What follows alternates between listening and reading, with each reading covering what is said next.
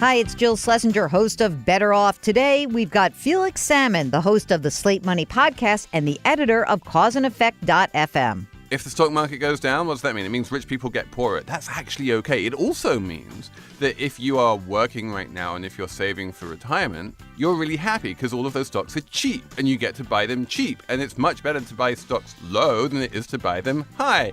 Anyone who is still working and is going to be working for another decade or two should love it if stocks go down. Welcome to the Better Off podcast. We're sponsored by Betterment, the largest independent online financial advisor. We are delighted to have a special guest today, Felix Salmon. He is the editor of Cause and Effect. He's also the host of a great podcast called Slate Money. Felix has a long, great career. I've been following him for a while. He worked at Portfolio.com. He was a blogger at Reuters, senior editor at Fusion, and now is the editor of causeandeffect.fm. He covers a number of different areas in financial services. He is delighted to be the curmudgeon and the guy who takes the other side of an argument. I invited Felix to come on the program because I was quite taken with some comments he made about what the goals are for any corporation. Because Felix and I have so much to talk about, no call this week. Don't worry, we'll go back to our calls. Remember, every Tuesday we've got the bonus call of the week, and next week we'll get back to having those calls at the end of the interview segment. And here, without further ado, is Felix Salmon on the Better Off podcast. You're listening to Better Off with Jill Schlesinger. Felix Salmon, editor of Cause and Effect. Felix? Hi there. No, give me the hello. No, I can't give you a hello. Give me a hello. I'm not going to give you a hello. Please? The only people who get the hello are the listeners to Slate Money. I'm a listener of Slate Money. So listen to Slate Money then, and you'll get the hello. Felix is the editor of Cause and Effect and the host of Slate Money. You may have read his byline way back when from Reuters, although you don't look old enough to be a way back when kind of guy. I'm older than I look. No, I've bylined for many places. Reuters was 5 years, though. I worked for that place. It's an eternity. An eternity, yes. Don't you love his accent? I do. Felix, we start the program off with a very important question. You ready? I'm never ready, but I love important questions. Best financial decision you've ever made? Oh, I have an answer to that one. This was in 2001, and I was working for a news wire called Bridge News, which was shortly to go bankrupt, and they fired me. And it was all, I was in a bit of a, that state when you're unemployed and you worry that you might have to leave the country because you're out of visa status and that kind of stuff.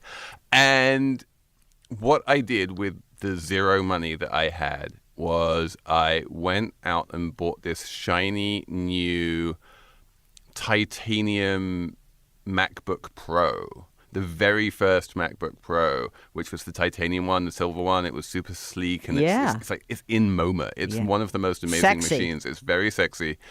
And I decided that this was I was actually going to do this thing of freelancing, and I took it down to Chile to go to a conference of the Inter-American Development Bank, and that machine not only sort of made me friends because I think it was the first MacBook Pro in Chile, but it also just drove my entire career for about 7 or 8 years after that. And I used to tell people over and over again that the best thing you can do with a buck is to buy an Apple computer rather than buy Apple stock. Now, I think in hindsight, buying Apple stock might have been quite good as well. But it was this productivity tool which really made my career for years. I like that. I like the investing in the human capital thing. That's a good deal. And also, the one thing I try and tell people, although they never listen to me, is that having a good, fast computer pays for itself in a million different ways that you never really notice. And people are incredibly reluctant to upgrade their computers for reasons I never quite understand. It's not that expensive compared to your total annual expenses, and you shouldn't consider your computer to be, I bought this 3 years ago and it was perfectly fine then, so it should be perfectly fine now. Just feel free to upgrade your computer. It makes you much more productive and much happier. It's worth it. Felix, why did I have you come on the show? Because you know so much about so many things. You're also sort of a contrarian / curmudgeon, which I love. Yeah. You like curmudgeon better? I mean, I don't think I'm smart enough to be a contrarian, but I'm definitely a curmudgeon. Okay, excellent. You have the lens of a European. You were born where? I was born in England. I have UK and German and American citizenship. I have you had to marry into that, huh? 3 different citizenships, but there's only one of them which I have any particular sort of pride in right now, and that's the German, which was not something I ever really expected. How do you have German Through citizenship? my mother. Aha. I basically grew up with her in England. She met my dad in California, but then they brought me up in England. And that's why you wear these fabulous cufflinks, which you should show Mark on your way out, because on one side is the German flag, on the other side is the British flag. Yeah. And yet you're not wearing a U.S. flag on your lapel or anything. I don't have an American lapel pin. Weirdly, I feel like my run for public office is doomed. It's all done.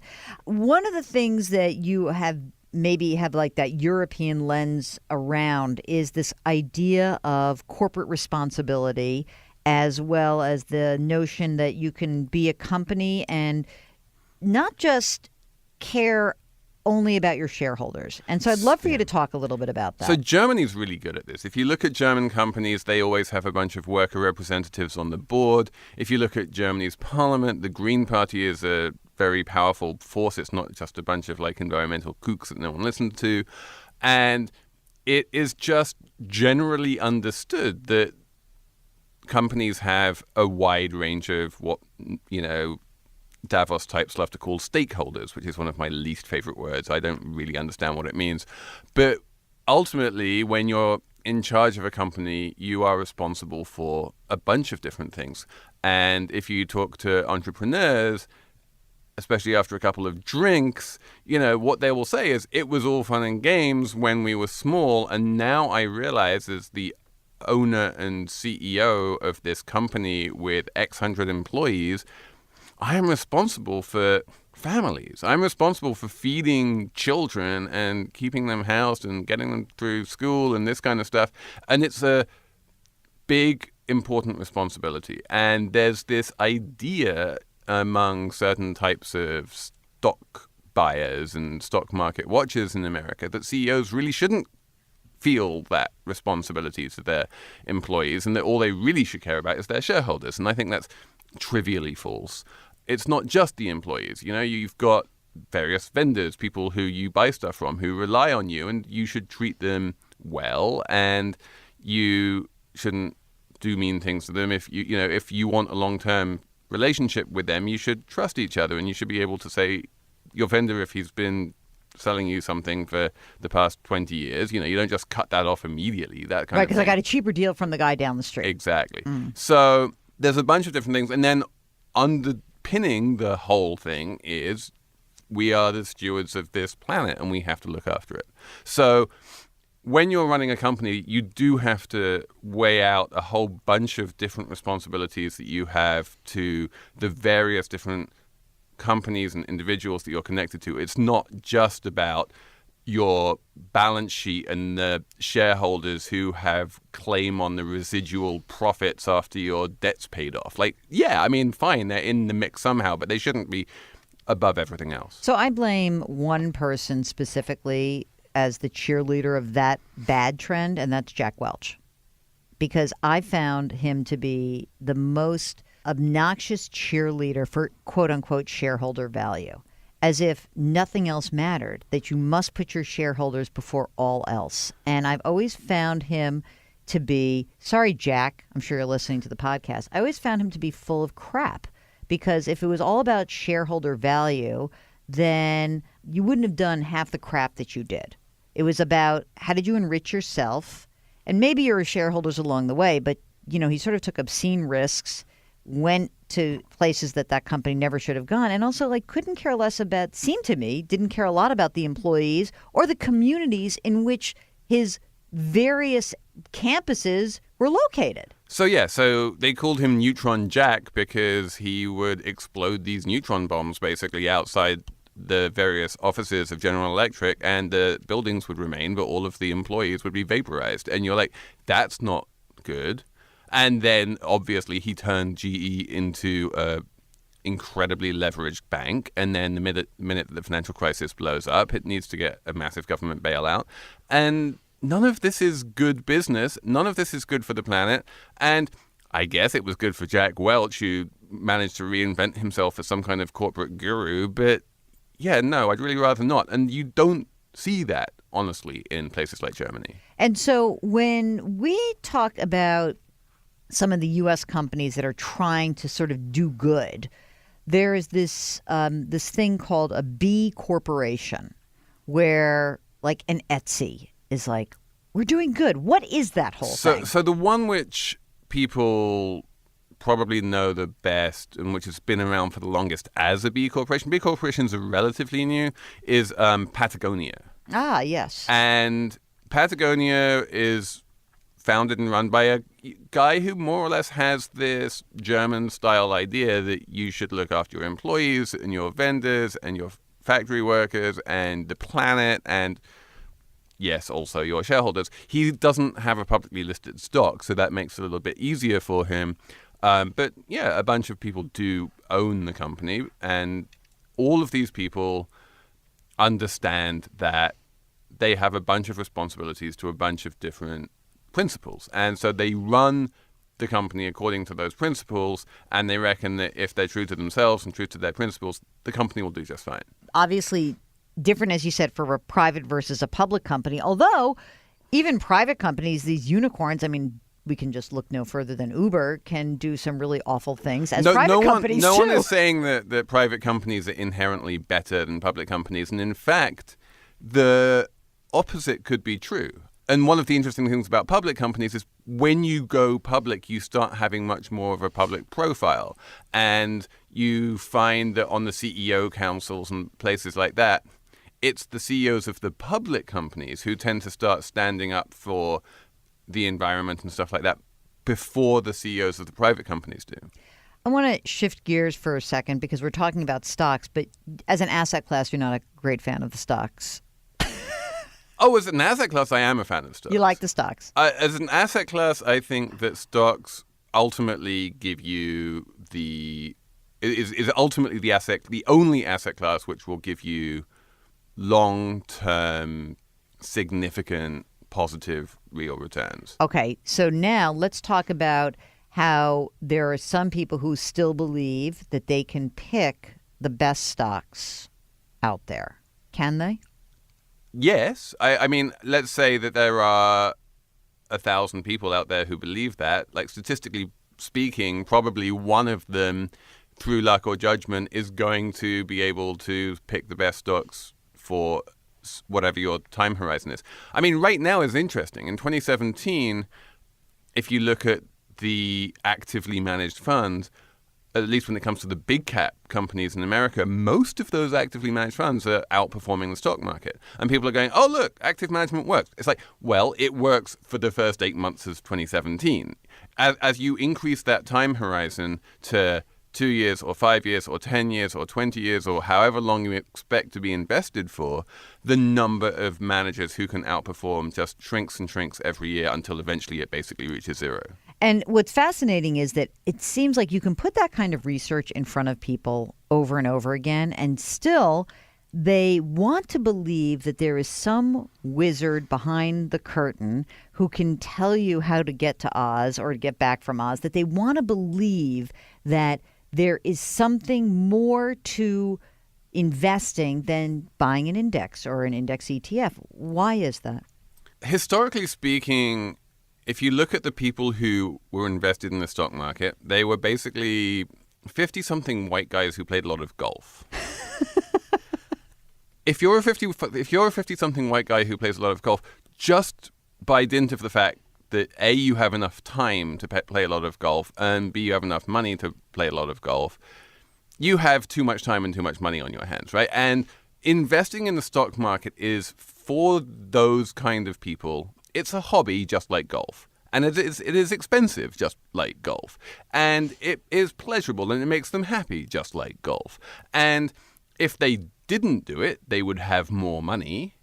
They would be better off financially, but they enjoy it. And no one gives them grief for spending a whole bunch of money to play golf. And in a weird way, I kind of don't give them grief for spending a whole bunch of money to invest and to lose money on stupid stock picks.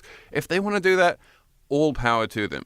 It's a hobby, and people need a hobby. And fine, they have a bunch of money they can lose it. I personally have zero interest in either golf or picking stocks. And I know that as a hobby, if I take up a hobby, I'm going to choose one which is A, cheaper, and B, more fun. Speaking of which, you took up baking? Is that right? I'm beginning to get into baking. It's true. I have a really, really delicious Tarta de Santiago, it's called, which is a 3-ingredient cake. The 3 ingredients are almonds, eggs, and sugar. I love those 3. You basically, it's the easiest thing in the world. You take almonds, eggs, and sugar, you put them all in the blender, bush it up, pour it into a tin, put it in the oven for half an hour, and that's it. Really? But baking is more of a science than an art, eh? Baking is, I just got this book which goes into unbelievable detail about using instant read thermometers to work out what the temperature of the water you're using in when you're kneading the dough. And so, I'm just dipping my toe into that, but I can do that. I have an instant read thermometer. I feel like when it comes to art, I'm not so sure I can get it right, but I feel I can follow instructions. You have a lengthy and old relationship with the great Mr. The Mooch. Scaramucci. Anthony Scaramucci. Now, so first of all, what is it? You guys got into it a while back, right? The very first year I went to Davos, which is this ridiculously stupid conference which happens in Switzerland and every you still January. Go to that? Every year I say it's my last year, so as far as I'm concerned, I'm not going back. Of course, but you will. But you never know. They do drag me back. So the very first year I went was major financial crisis zone, and a bunch of people were very careful not to do the conspicuous consumption thing because it would look bad. Right. That was when everyone was changing their kids' bar mitzvahs also. Well, let's not have it at this place. We'll go a little bit downscale. Exactly. And so into this conspicuous consumption void, there used to be this big wine party, which was thrown every year by this thing called the Wine Forum. And then they decided to cancel that because it looked bad. And the Mooch heard about this and said, I know what I'll do. I'll come in and do the conspicuous consumption by $1 gazillion worth of incredibly expensive wine, pour it for all of my hedge fund friends, and then no one else is doing the conspicuous consumption thing, so I will stand out. So he did that. Okay. And I wrote about his party. Okay, but wait. At that point, what was he doing? What was his job then? At that point, as at every other point in his career, his job was to promote Anthony Scaramucci. He's basically only ever had one business, which is self-promotion. But yes, at that point, the self that he was promoting was this fund of funds called Skybridge, which he had recently bought from Citibank, and he wanted more people to know about Skybridge, so it became the Skybridge wine party, and everyone who came along to his party and drank his expensive wine, was faced with the Skybridge name, and that was worth it for him. I write about this party for my blog, and I call it the most obnoxious party in Davos because it was, and he got upset at that, and that was the first time that he tried to fire me. There were various other times. But so it's funny. You say he's a self-promoter. There's so many times where people will say to me, he's a hedge fund manager. And I'm like, wait, first of all, a fund of funds is not a hedge fund manager. And second of all, he's not managing the fund of funds. So, yeah, he isn't a hedge fund manager, and he's not even a fund of funds manager. He is just an asset accumulator. He goes on the television and tries to get his company's name in front of people so that they will give him their money. When he was trying to become part of the administration, when he was part of the administration for 10 days. Is that right? 10 or 12? 10 days. And 10 days in July. Apparently he's shopping a miniseries. So 10 days in July. And theoretically, he was supposed to sell this fund of funds, Skybridge, which he probably bought for pennies on the dollar when he bought it. He bought it from Citigroup, basically by taking out a mortgage from Citibank to buy it. It was a weird deal. It was a kind of very no money down deal, but they had to sell it because of various post-financial crisis rules about divesting from certain areas. And so they just sold it to him in return for he would pay them back over time and give them some of the profits. He goes and buys this with borrowed money from the institution from whom he's buying it. Yeah, and the great thing for him was that the people who were managing the fund had actually done quite well, randomly enough. And it therefore had a good performance history. Now, that performance history had nothing to do with Anthony Scaramucci because he wasn't even there. But he could then go out and say, look at my amazing performance history. Give me all your money. And now what's poor the Mooch doing? Have you been in touch with him? He's weirdly not answering my tweets. Interesting. This is Better Off with Jill Schlesinger. We'll get back to our interview with Felix Salmon in just a minute. But, I have to say, I am so delighted to be able to talk about end-of-year giving. And, we've had a lot of conversations around what is the best way to give your charitable dollars. You heard our episode with the CEO of Charity Navigator. There's a great resource for you. I should also note that Betterment, the largest independent online financial advisor, actually has a really cool way to help Betterment customers give from their investment accounts. So you may want to check that out if you are a Betterment customer, because Betterment is all about tax efficiency and helping you achieve that tax efficiency specifically through your charitable giving. For everyone else out there, for you non-Betterment customers, here's a question for you. Are you getting as much as you can from your investments? Huh? Are you? Maybe you haven't thought about this. Maybe it's the holidays. Maybe you want to drown it all out. Too bad. I'm not going to let you, because I want to encourage you to go to Betterment and go through the free investment review, which helps you assess your investment accounts, tax strategies, fees, and risk exposure. You can see what you're doing well and how you can improve and get a better picture of what you can expect from Betterment. No sign-up required. Visit betterment.com/betteroff to start your free 5-minute investment review today. That's betterment.com/betteroff. And now back to our interview with Felix Salmon. We look at the crisis. We look back on that. Is there something brewing that should freak us out right now is there some black swan, which there is always, but is there something that you see in the offing that should prick our ears up, that we should pay attention to? So since I've been in America, we've had two big crashes. There was the big dot-com crash of 2000, and then there was obviously the financial crisis of 2008. The financial crisis of 2008 had many, many causes, and you can argue for hours. No, come on, let's do the top three. At heart, there were roughly $250 billion of bad subprime loans, which lenders made, and they didn't need to own, and they went bad, and it caused a bunch of ripple effects. The thing which fascinates me about that is the ripple effects were systemic and hugely damaging globally, and put the wiped trillions of dollars of wealth off the planet, and really the whole planet hasn't really recovered 10 years later. $250 billion of bad assets is also, weirdly, the amount that the market capitalization of Cisco dropped in one day in March 2000. So the lesson here is you can have $250,000 of wealth like blinking out of existence in the dot-com crisis, and then, a few people in San Francisco lose their jobs, and a few people's 401ks go down before they go back up again, and ultimately the world goes on, and it's kind of no big deal. You can have the same amount of wealth disappear in the mortgage part of the economy, and the repercussions are just tremendous. So it's not really a question of where is the money going to get lost? Because sometimes people lose money and it doesn't matter, and sometimes people lose money and it matters a lot. It matters how much leverage there is, and basically, is it rich people losing money, which is fine, or is it poor people losing money, which is not fine?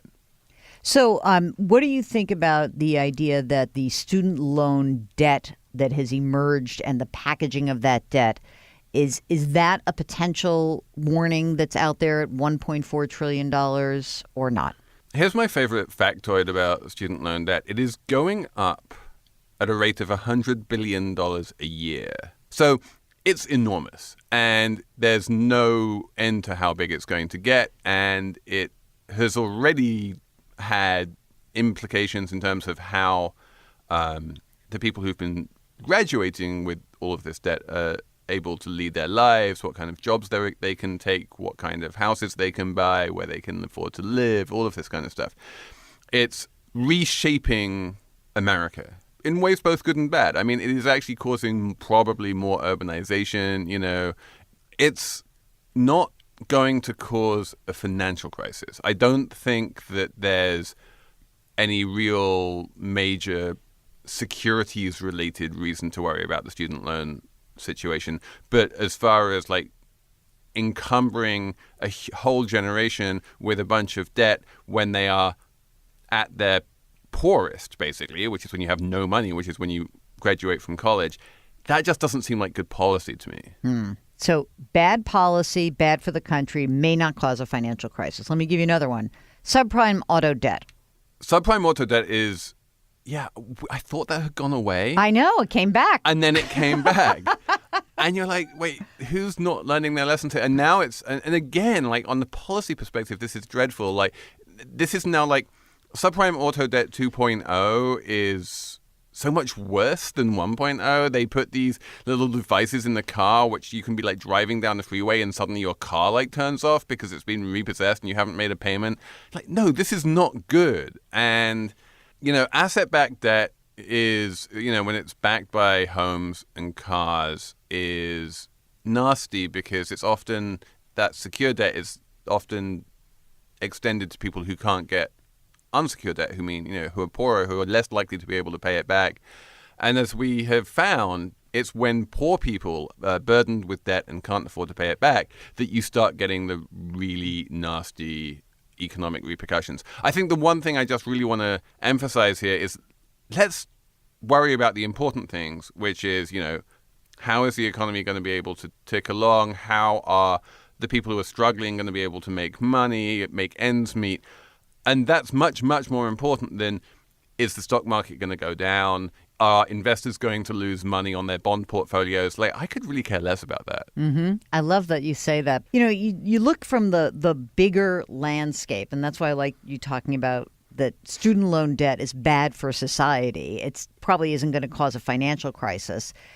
How do you feel about what's going on in the economy right now? So we're poking around. Let's say that this year we're 2.25% annualized. I had run into, what I do is basically I stalk people in the CBS green room. So I meet them there, and then they're stuck with me. And then I get to ask them a question. I'm like, this is off the record, but I want to ask you a question. So I asked Ben Bernanke, I said, have we become Japan? He goes, what's wrong with Japan? Japan's doing just fine.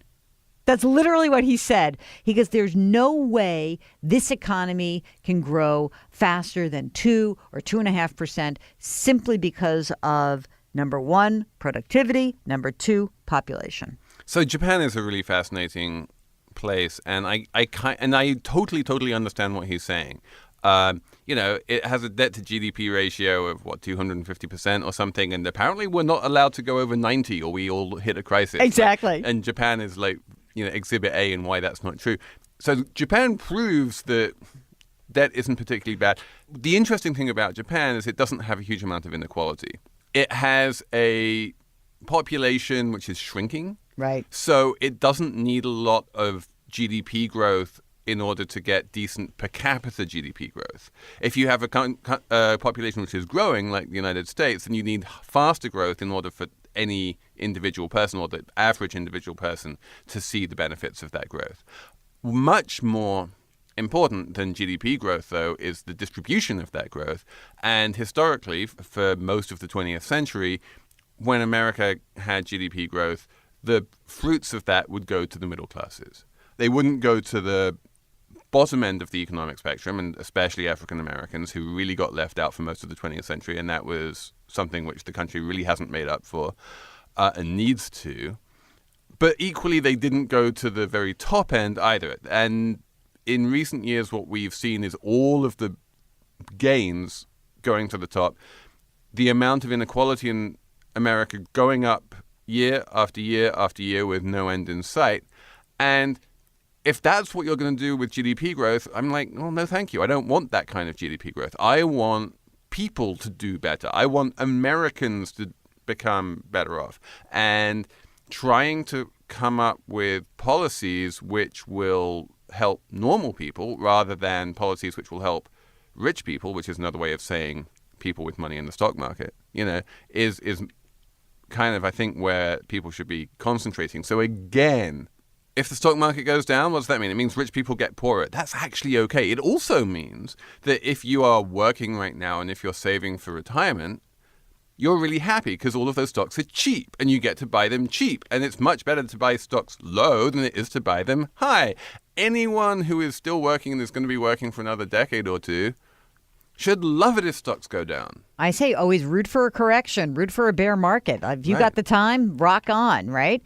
So in looking at anything out there that keeps you up at night, what is it? Is this income inequality the piece that freaks you out? Because I've thought so much about this. When that Piketty study comes out and they update it and then they try to figure out, income inequality in France and Germany and U.S. and you look at the numbers and it feels so depressing, but also that nobody's really figuring out how to address this in a way that's meaningful, or at least the American population doesn't vote for people who want to do that. What is it that's going to get us out of this cycle? Okay, so there's a really simple answer to that, which is that, as Piketty has shown, there's a bunch of structural forces in the global economy which have only got stronger in recent years, which tend to exacerbate inequality and make it worse and worse and worse year in and year out.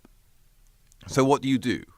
The answer is you redistribute. You tax the rich and you give the money to the poor. And no one wants to hear that, right? But just by the way, going through the very American lens, I go on TV and I talk about Hurricane Harvey and everyone's like, we have to take care of these people. We can't take care of these people. Well, the proposed budget was going to cut $700 million from FEMA. So you want to take care of everybody only when there's a crisis, or do you want to take care of everybody all the time? When do you want to take care of people? And that's the question I put out there. I only care about the government when I need the government. It can't be like this. Well, I mean, it's like Ted Cruz, who doesn't want to take care of flood victims if they're in New Jersey in Hurricane Sandy, but who does if they're in Texas in Hurricane Harvey. Well, now they're Texans. Exactly. I see. So, yeah, there's a bunch of breaking.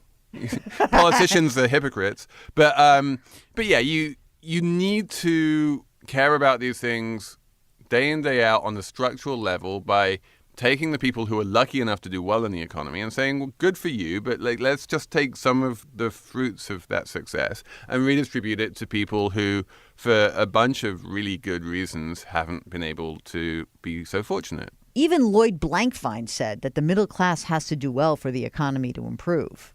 I mean, basically, we have to lift everyone up from sort of the first three quintiles down. If they lift up, that will improve economic growth for everyone. The marginal propensity to spend an extra dollar is extremely high if you're poor. If you have no money and I give you $1, you will spend 100% of that dollar. If you're Lloyd Blankfein and I give you $1, you'll go, this is great, what the hell am I meant to do with this? So if you want to cause economic activity in the country, what you do is you funnel the money to the poor who will spend it rather than to the rich who will not spend it. This is economics 101. This is not rocket science. So absolutely, you need to be able to get that money flowing, not just to the middle classes, but also to the poor. And then if you do that, that will help the entire economy. And I've now elected you president. Thank you very much, and I'm honored to serve. Very good. Let's do your last question. We started with your best financial decision, which was buying a MacBook. Now just tell us your worst financial decision. Oh, yes. Well,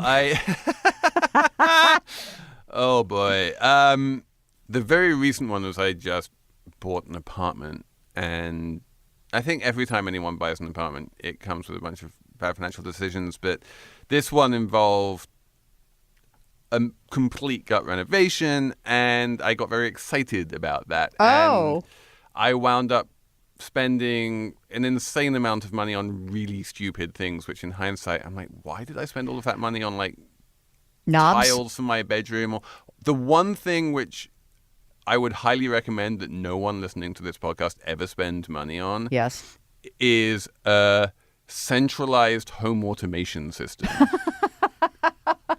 Wait a minute, it's an apartment in the city? Yeah.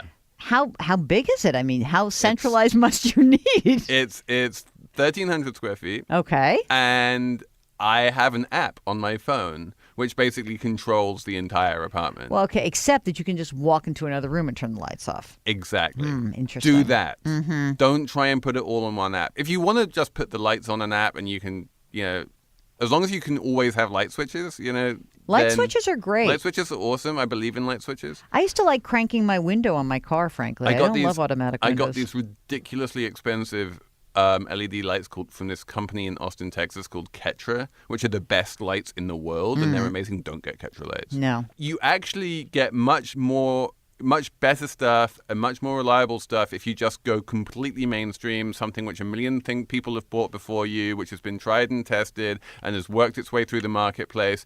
The high-end stuff is all crazy labor-intensive and a nightmare. Don't buy a Ferrari either. That's according to Felix Salmon. Don't buy a Ferrari, says Felix Salmon. Although I have got this idea that I want a Rolls-Royce, but that will just break down. You know what they say about Rolls-Royces, right? What's that? If you can't afford an expensive one, you certainly can't afford a cheap one. Felix Salmon, editor of Cause and Effect. Download the Slate Money podcast. Felix is the host. He's phenomenal. He's adorable. And I'm so delighted that you joined us. I really appreciate it. It was loads of fun. Thanks to Felix Salmon. And next week, we're going to get back to answering your questions. Just send us an email, askjill@betteroffpodcast.com. Don't forget, we've got our bonus episode that comes out on Tuesdays and the longer form every single Thursday. You can subscribe via iTunes or wherever you get your podcasts. If you have any questions or suggestions, you can find me on Twitter. My handle is @JillOnMoney. That's @JillOnMoney. Just use the hashtag BetterOff. And if you wouldn't mind, please leave us a review or a rating in iTunes. It really will help us out. Better Off is sponsored by Betterment. Our music is composed by Joel Goodman. Mark Delarcio produces. I'm Jill Schlesinger. See you next week.